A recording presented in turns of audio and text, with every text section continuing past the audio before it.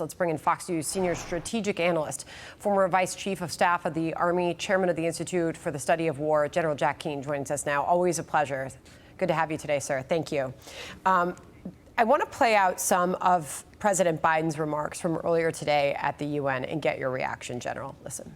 Hezbollah, unprovoked, during the October 7th attack, launching rockets into Israel.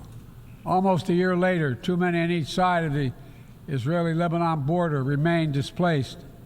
A full-scale war is not in anyone's interest. Even if the situation has escalated, a diplomatic solution is still possible. Diplomatic solution is still possible. Do you agree with that, sir? You know, this has been the problem with the Biden administration from the outset. They certainly had an emphasis on diplomacy, but they never used hard power to back it up.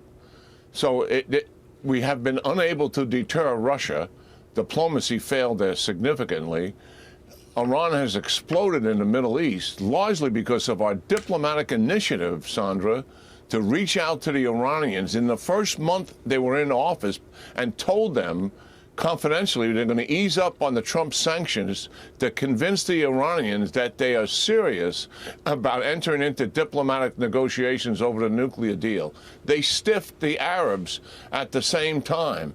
And what a message we sent to the Iranians. They have had their way with us ever since. The Middle East has exploded, and diplomacy has failed miserably there, as it did in Europe. It's not isolated that there's a major war in Europe and a major war taking place in the Middle East. When you look at this administration, you have to come to the conclusion that things are considerably worse under this administration for the last 4 years, and that the United States as a world leader has declined in its influence. And the world order that we were stressing with our allies to keep together, to make certain that prosperity and stability and peace was our objective, has declined most significantly since any time, I think, since World War II.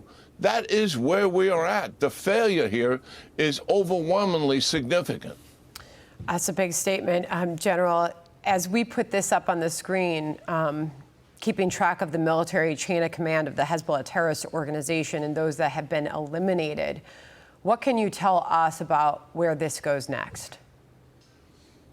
Yeah, that's a great question. I think what we see Israel doing, they obviously have upped their game here. They have two motivations. One, Nasrallah, who heads Hezbollah, they are trying to convince him to stop shooting into Israel and to pull away his troops out of southern Lebanon.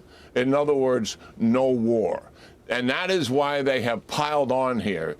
Obviously, the pagers, the walkie-talkies last week, the bombing of leaders in Beirut, the killing of all the tactical commanders of their most elite unit, the Radwan Brigade, and now 1,600 sorties conducted in the last 24 hours. That is attempting to convince Nasrallah, stop this. You still have a chance to pull away and stop firing into us. The second thing they're doing is obviously preparing for a ground invasion, which we're getting much closer to.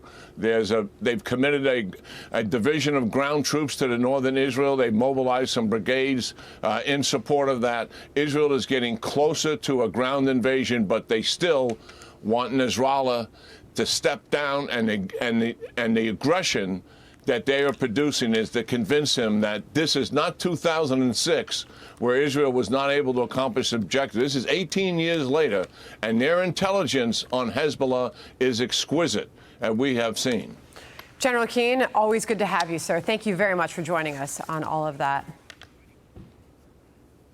Great talking to you, Sandra. Thank you, General. Hey, Sean Hannity here. Hey, click here to subscribe to Fox News YouTube page and catch our hottest interviews and most compelling analysis. You will not get it anywhere else.